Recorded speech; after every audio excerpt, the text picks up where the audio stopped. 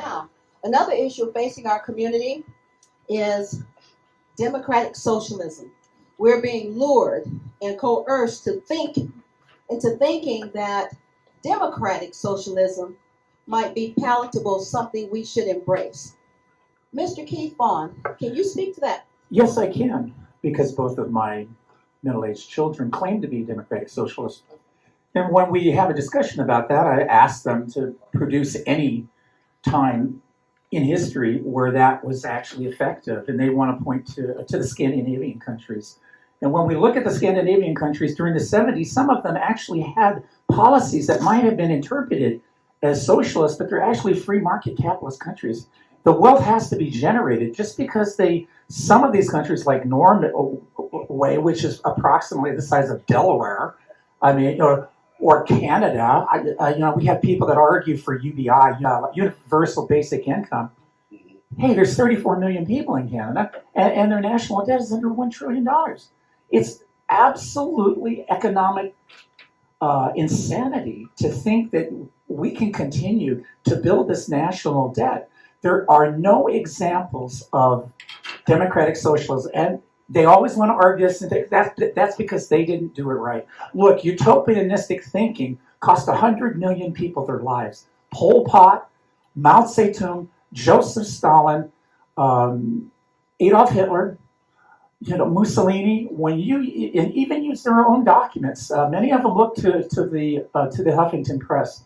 I had one young man say, religion has cost more lives than anything in this world. And when you actually look at, there's a wonderful link posted by their own newspaper. It's like using Pravda to counter a point that's made by a communist Russian, So they're living in a utopianistic world. And when we see how many tragic deaths there have been of young women who have been murdered in countries like in Morocco and in ISIS-type countries, it's sad that these educated people may have all of this knowledge, but they haven't inherited any wisdom.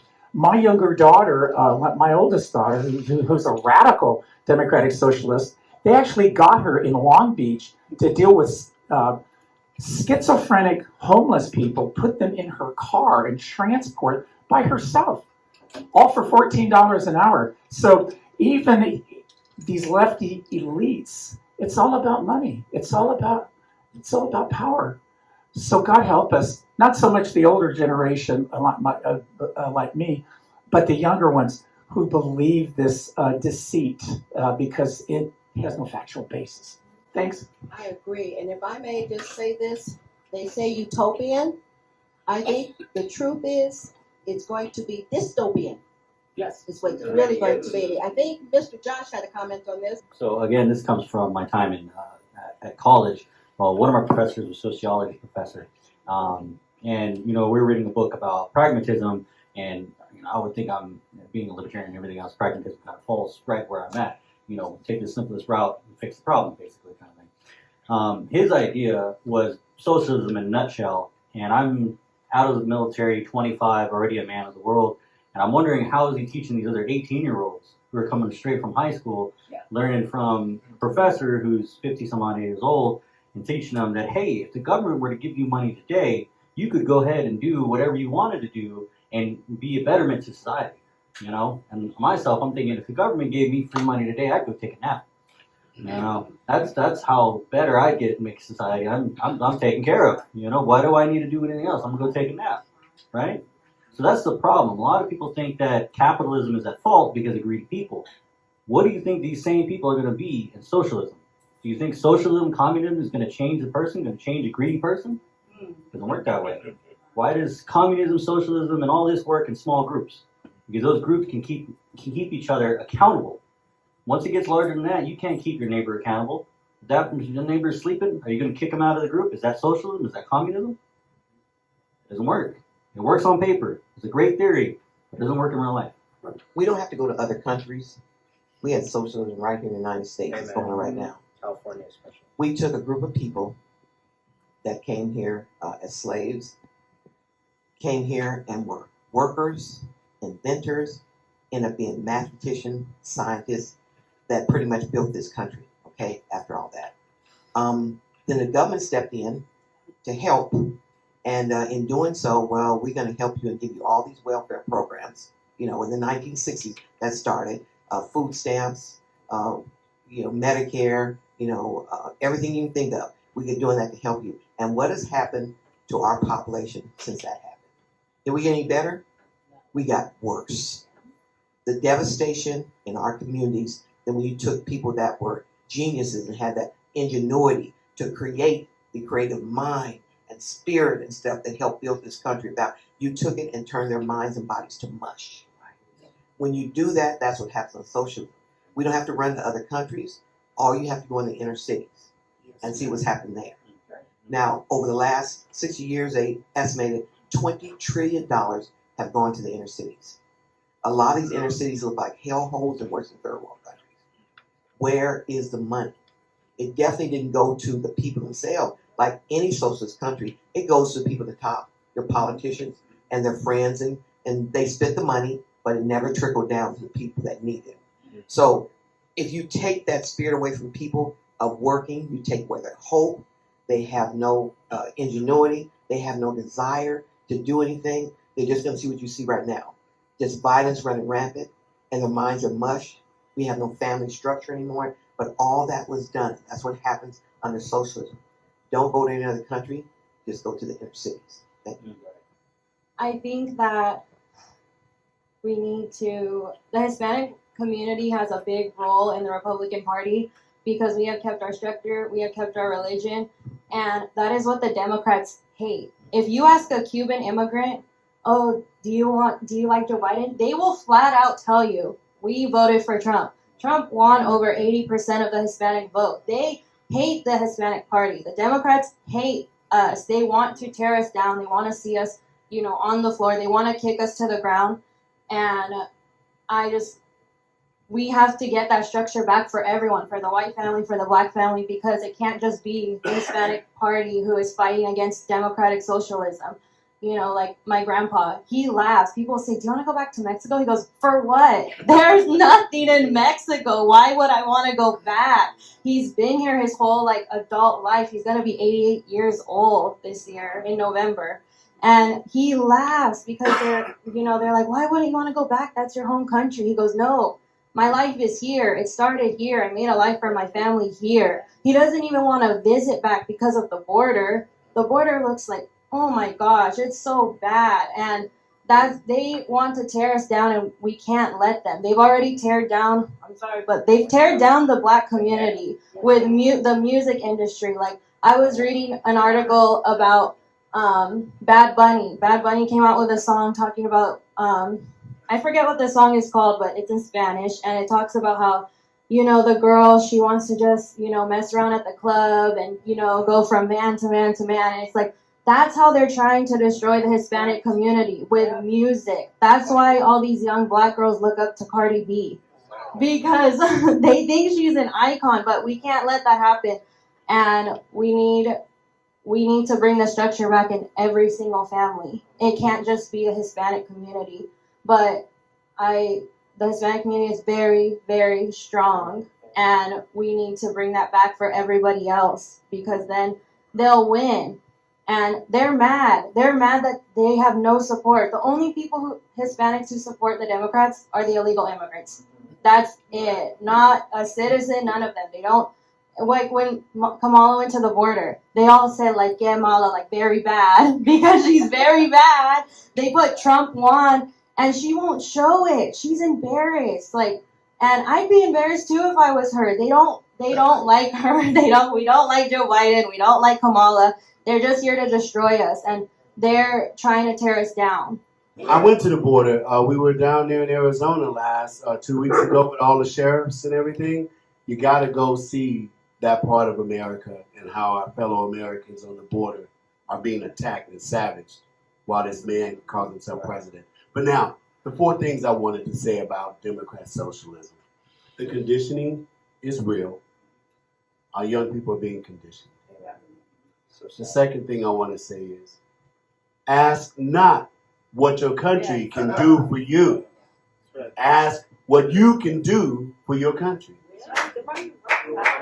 Third thing, if your justice requires the diminishing of the rights of someone else for you to get justice, that's not justice. That's revenge. That's right. Yes.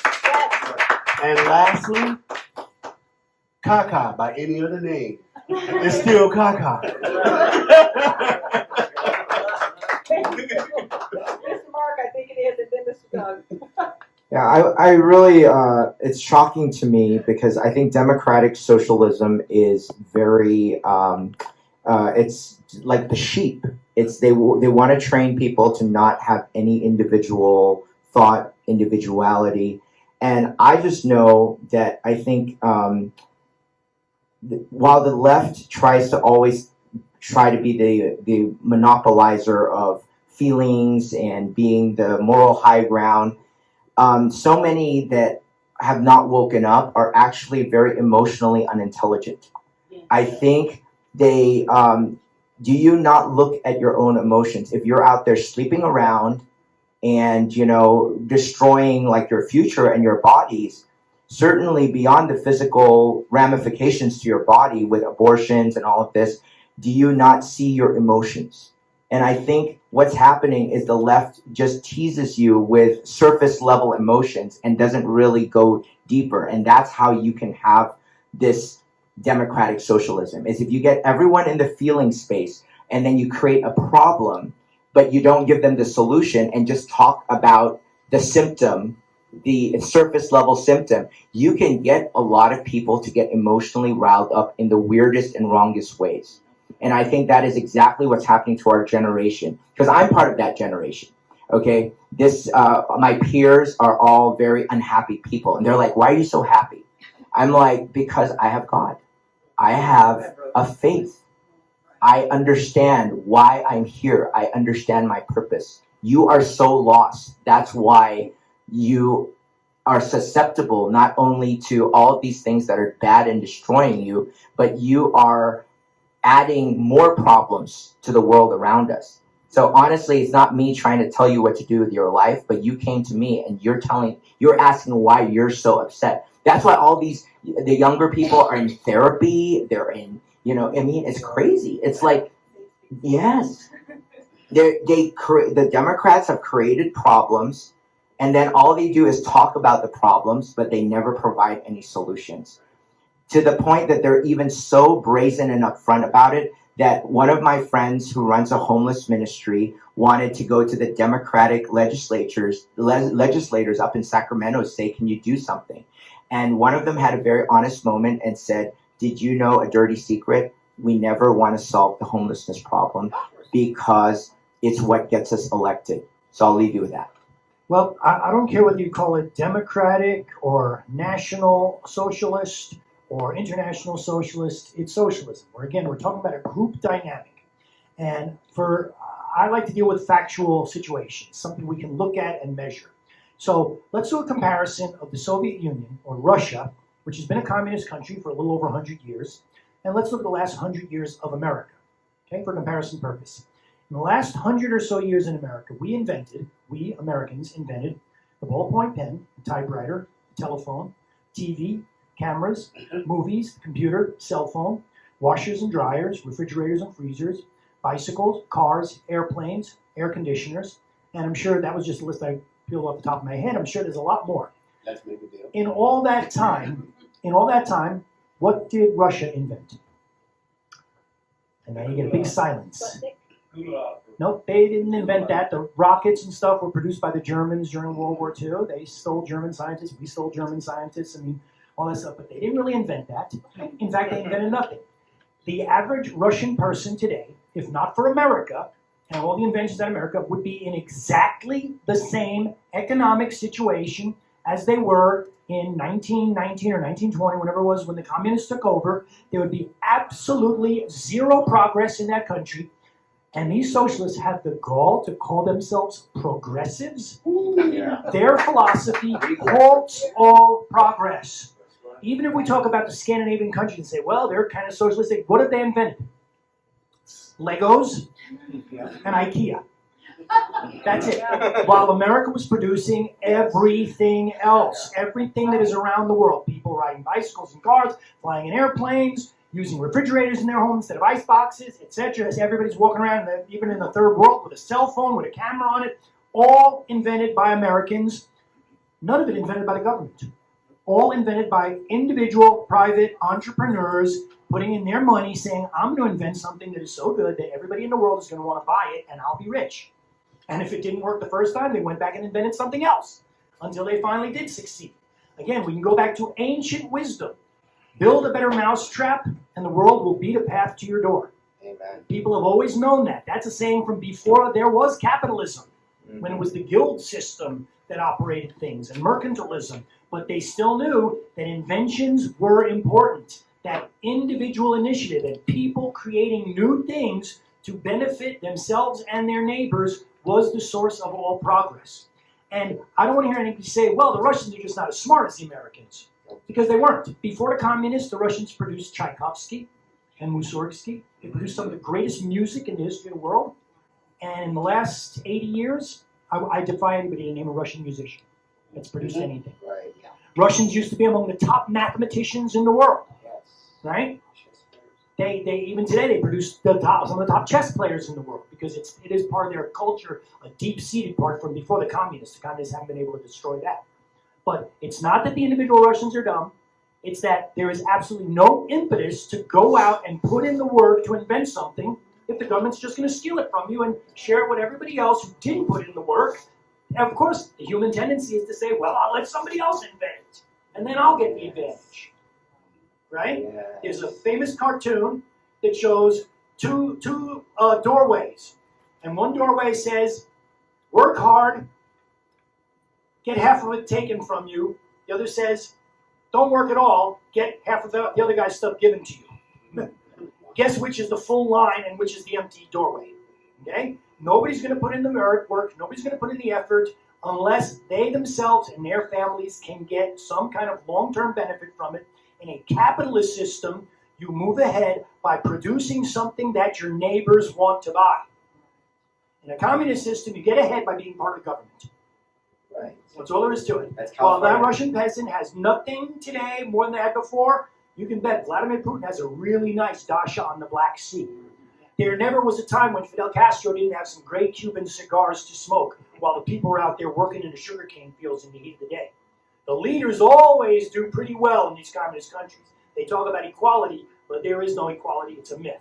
And so this is historical fact. Even today, China, as rich as they are, they haven't invented everything. They've stolen intellectual property from America in exchange for false promises of access to the market. You got to hand over the technology that was invented here in America, and that's how they moved ahead, is by stealing technology.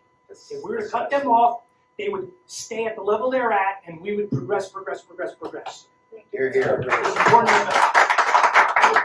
know. So this democratic lie is about their false utopia. And what is a utopia? A perfect world. There is nothing perfect on this planet. It is Lucifer's world, so nothing is going to be perfect. That's, if you want utopia, we got to get to heaven, right? So that's the first lie to these people. So when they're sold this lie and utopia, and then also mix it in with CRT, and then telling someone they're racist based off the color of their skin, the other one's victimized. And how on earth did they not even equate that? They no longer have that ability to add correctly, obviously from the Common Core math. This is going a long roundabout way for their own demise.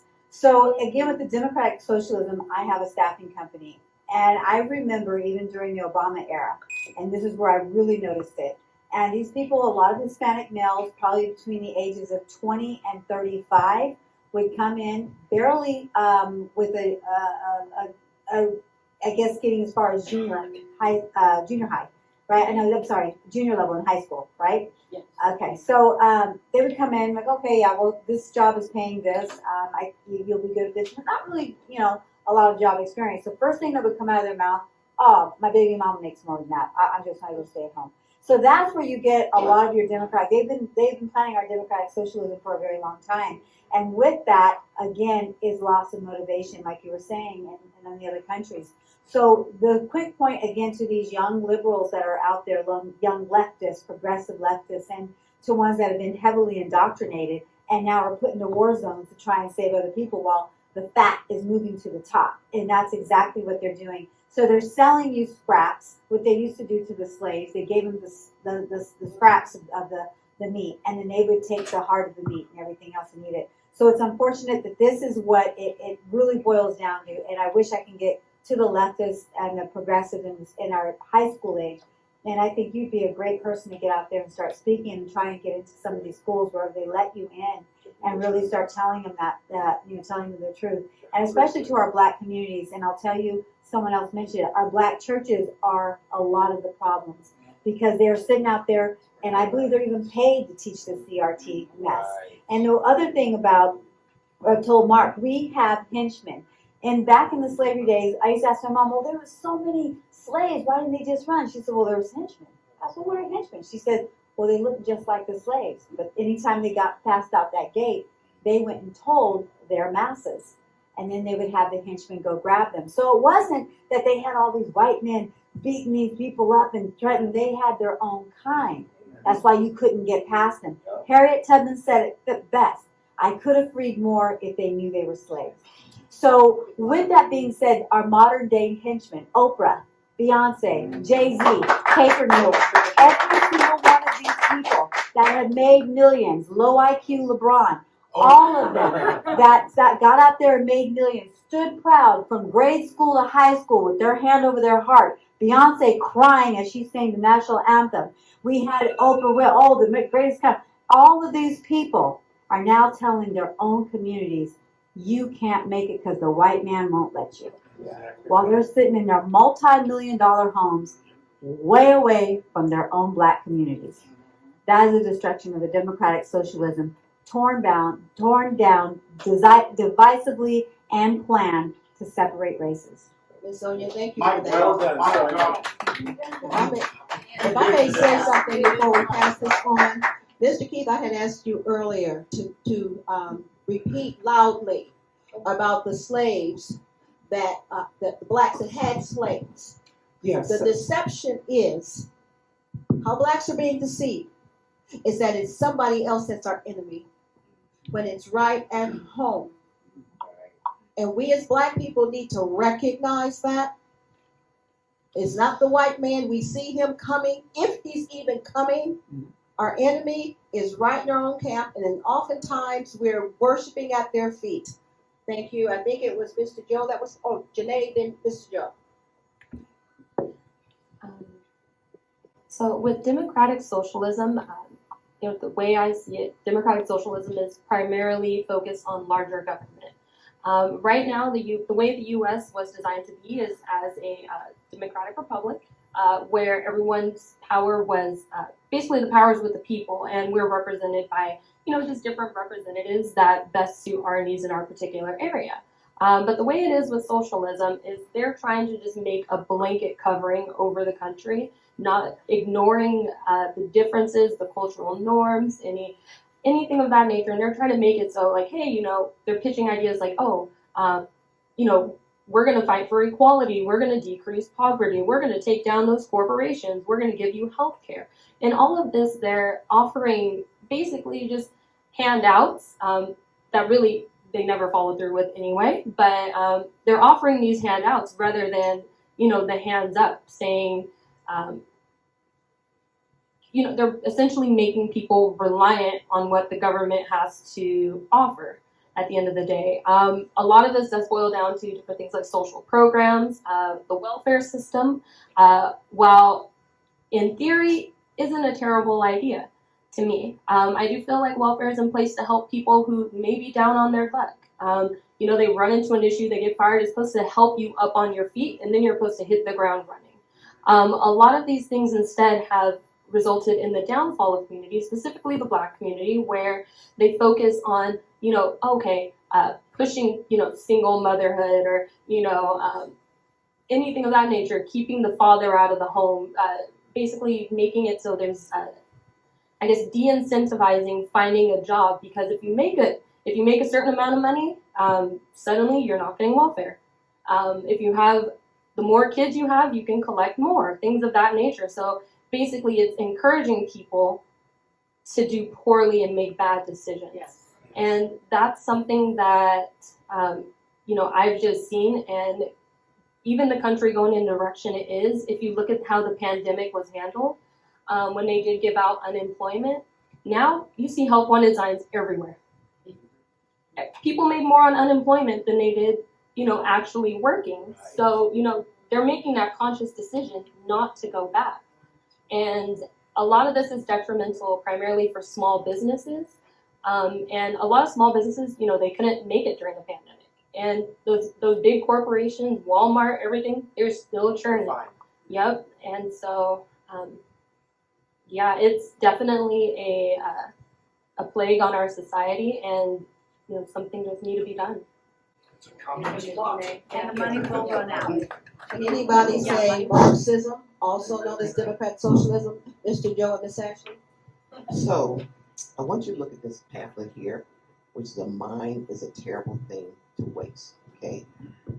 Now, I may offend some people starting out, and be honest with you, as Black, I don't care anymore, because I get sick and tired of people not knowing history and don't realize that most of the inventions were done here in the United States were done by Black Americans.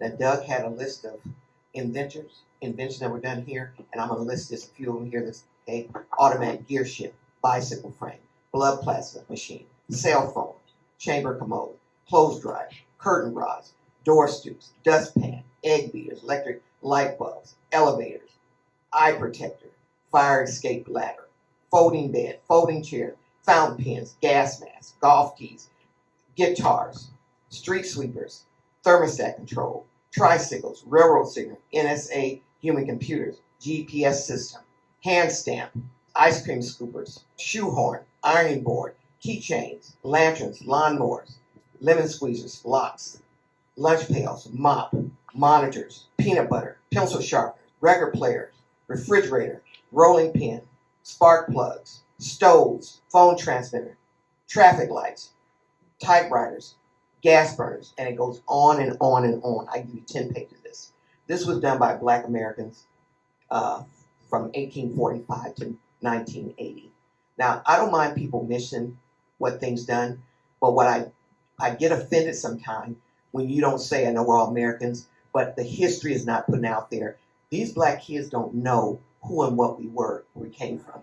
I get sick and tired nowadays, no offense to Hispanics, when I hear on TV, radio, everything, how hard workers they are. How they came here, and one guy I heard a commentator say, well, who do you think cleaned the toilets and, work on the field? Who in the hell you think cleaned the toilets and picked the cotton before you got here for 350 years? Yeah. Somebody was doing that work, and we didn't get $15 an hour. Right. Only thing we got was a whip and a rope. It is an insult to me when I hear that kind of talk. Even come from Republicans, like these soul groups that have been here 50 years or 40 years are just so great. But you Black people just are lazy because you're put in that situation. And when you look at what we did, if it wasn't for us, you'd still be in the Stone Ages right now. Okay, we created all this stuff and put it in your hands, whatever. It was stolen from us, our ideas. That stuff I just mentioned, I can mention pages and pages of that. Because we had a creative mind. We came here and put this stuff together and didn't give no credit for it. And then when it was stolen, they made money for it. All of a sudden, another group came in, and all of a sudden, they're being praised for how great people and workers they are. They're on the street corner selling food. Well, who do you think sold food and watermelons and and fish and everything else on the street corner for 350 years? Okay? Somebody was doing that. So please don't insult us by telling us and putting somebody above us. But the problem is, again, this is why history needs to be taught. Because our people and our kids especially have no idea what a rich history we have. We come from kings and warriors, okay? It's in our DNA. But that was stripped of us to put us in this situation. But up until the 1960s, we were doing great. Matter of fact, we were doing better than white people, okay? That's why this stuff was implemented, okay? So when you have these conversations, you talk about this, don't minimize what we did by just throwing it out there like this was done. That White House built by slaves. And for people that didn't know that, that Statue of Liberty, they talk about immigration. No, that Statue of Liberty was a gift to America from France for slavery being abolished here in the United States. So what? Had nothing to have to do with immigration. But when they say that, you think that's why she still got chains on her feet. But the problem is when you talk about that, this is what I have this party sometimes. They just let that stuff go. And when they say stuff like this, nobody comes behind them and tell them real history and real facts. And so all that negative and that wrong information stays out there. That's why I'm glad we're doing this. We got to change this stinking narrative. And we got to get our people back involved. And let me tell you something right now, people. We are losing 8,000 black kids killing each other every year. Nobody gives a stinking damn, okay? But nothing wrong with the Asians. But Asians got a few people beat up, okay? And what they did, they passed a bill within a few days that went through the Senate. We can't have no Asian hate. But we can have black kids killing each other by 8,000, 30-day-olds and 1-month-olds. You're not saving your bedroom, you're not saving your car, nowhere, wherever. We are in a war zone in our communities, okay? How do you do a war zone? You do a surge. Now, Trump tried to do this, whatever, and people don't know this. Before he came into office, he sent a text out to Mayor of Chicago, said, let me help you. He said, you had 748 deaths last year, 4,300 shootings. He said, let's work together. I have a National Guard here. He said, we can shut this stuff down in short order. Hell no, okay? The new mayor in there, you're a racist. We can't have no help you as all these black kids started to die. That's 32,000 in 4 years. Now, if you go out to the graveyard, I'm telling black people right now, and you look at your mothers, your fathers, your aunties, your uncles, your kids out there, majority of those kids and your family members would have been walking around right now if you would have took Trump up on his offer and loved the people more than you hated him. And the hatred for him and the Republican Party has put them in this situation.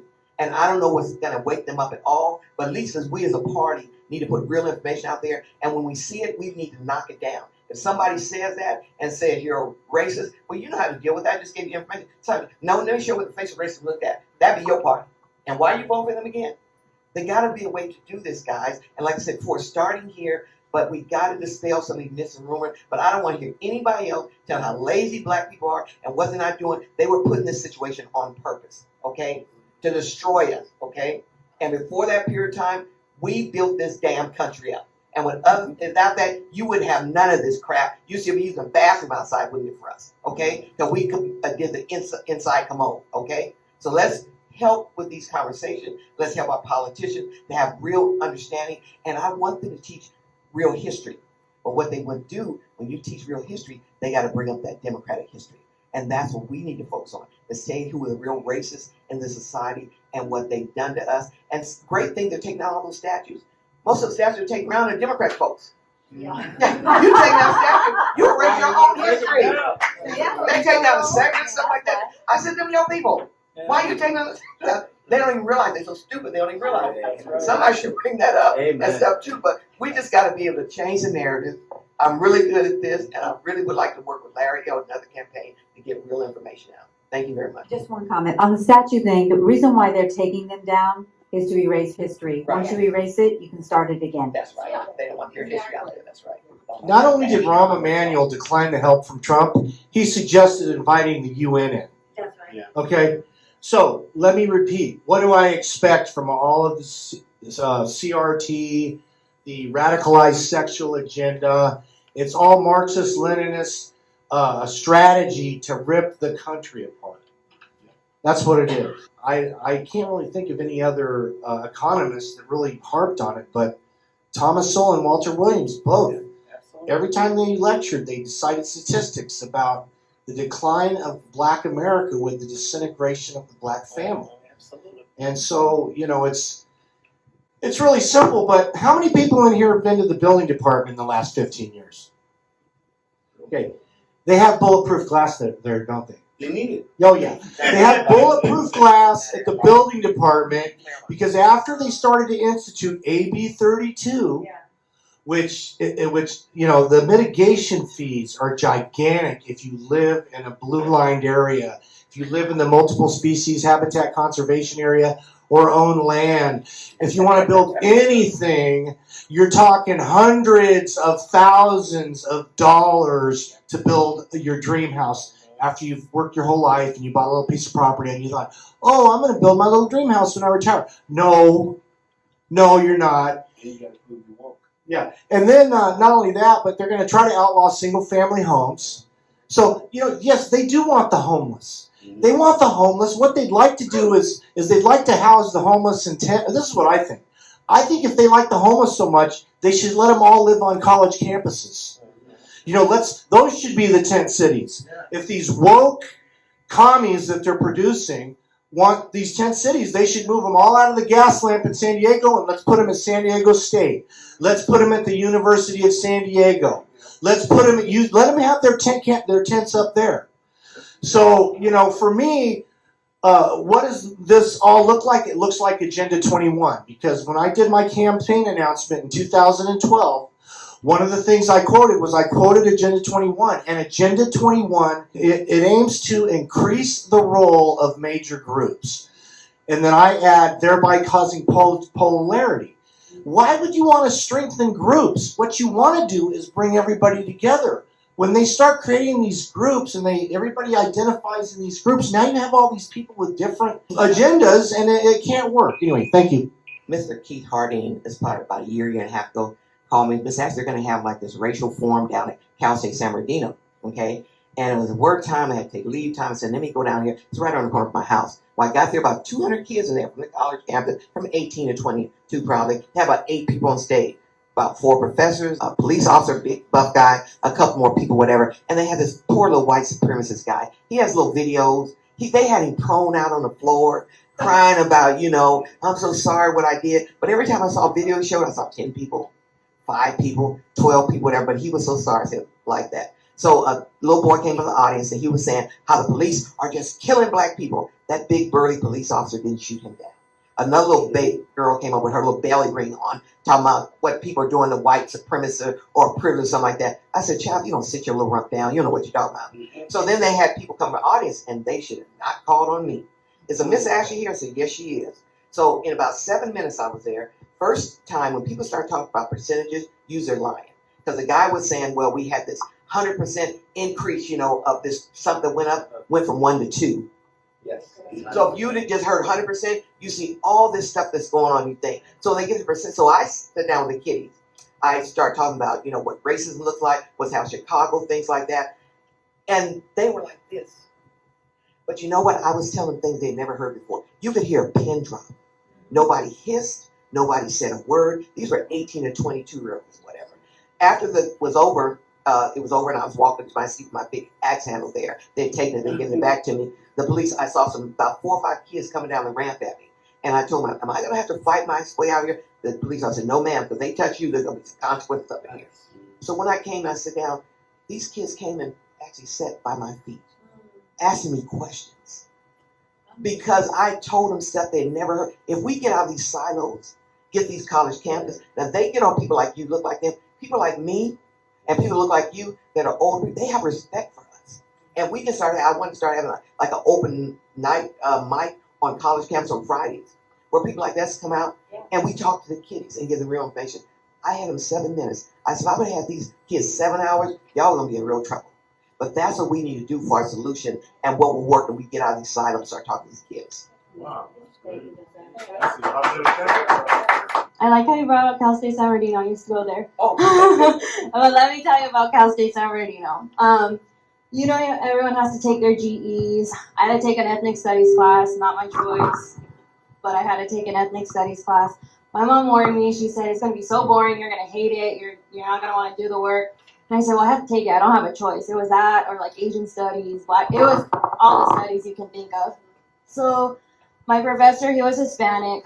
There was probably one white kid in that whole class. And he said, all right, guys, 80% of your grade is going to be a 10-page essay. And I'm like, okay, what's the essay? What do you think about racism? How do you feel about racism? I am not kidding. I went crying to my mom, and I'm like, how am I supposed to write 10 pages about something I don't feel about? And I said, I don't even want to write it. I'd rather fail the class and go to summer school and do something else. She goes, you have to write it. And you have to write it the way you feel, or else they're never going to understand. And I said, okay. I was still kind of like, I don't want to do this. I don't want to do this. I wrote about Kanye West. I wrote about Candace Owens. I wrote about my grandpa and my family.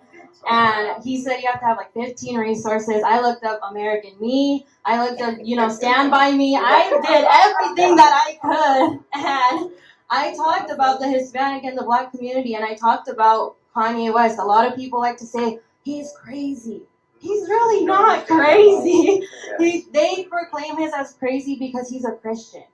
That's why they say he's crazy, because he's a Christian. But when you really listen, you know, other than the nonsense, but when you really listen to him, you understand what he's talking about. He grew up in Chicago, like where you grew up.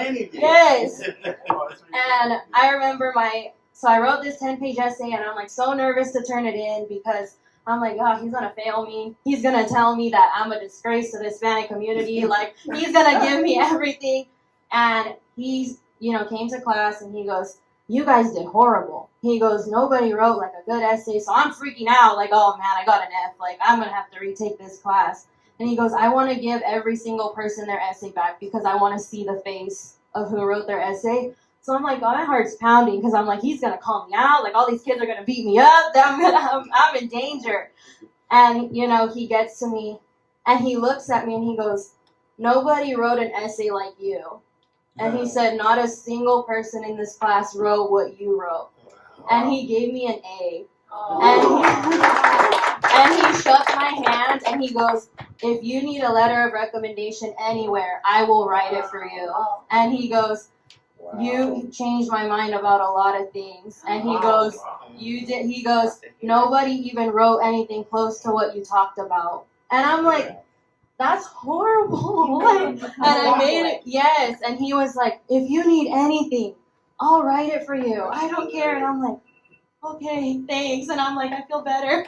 But when she talks about that, we have to just stand up for ourselves and stay strong, because there's a difference between being woke and awake. That's right. Be awake, wake up. Like, that's all you can say. And I'm going to say a verse, like my favorite verse, that I guess kind of keeps me going. It's Joshua 1:9. And he says, have I not commanded you?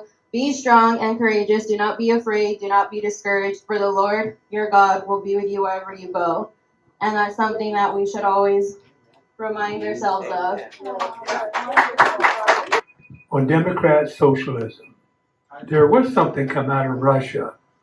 There was a young lady that come to America. Her name was Ayn Rand.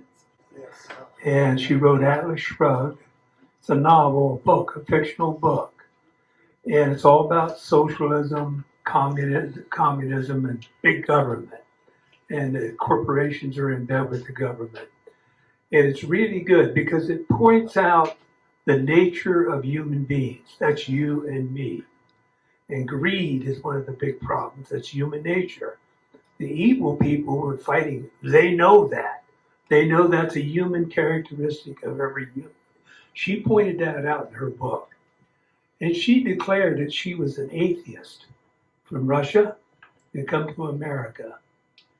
And she wrote all this book that exposed socialism and all the corruption we're facing today. And it had a tremendous impact on America and our universities. She knew she would not be accepted if she come out as a believer in a creator, which logic and reason tell you that. We didn't make her herself. Right. And she come out as an atheist. To be accepted in the universities had a tremendous influence. If you read the book and you get addicted to it like I did, and I read that thing cover to cover over and over, but it was only years later when I began to read and really study, realized she was a liar.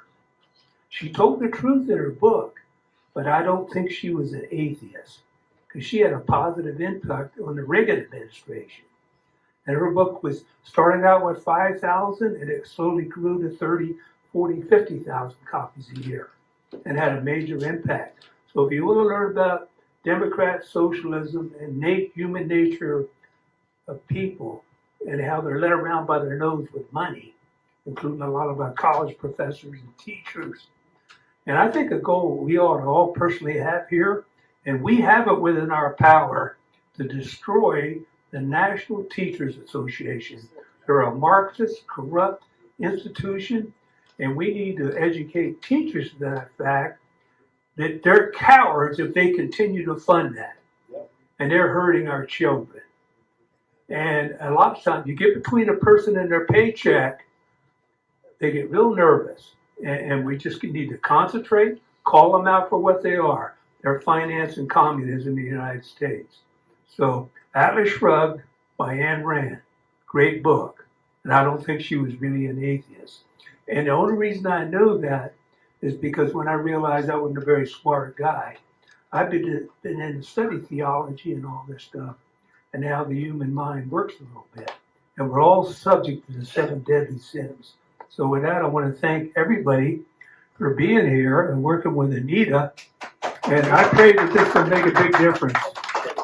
Well, I guess we'll have to do this again since we didn't get to our school choice and the sex ed. Those are 2 very critical issues that we really need to speak out about to inform our viewing audience of the importance of these issues. I'd like to thank everyone for coming out tonight. Tell me what I must do to get you to come back a second time.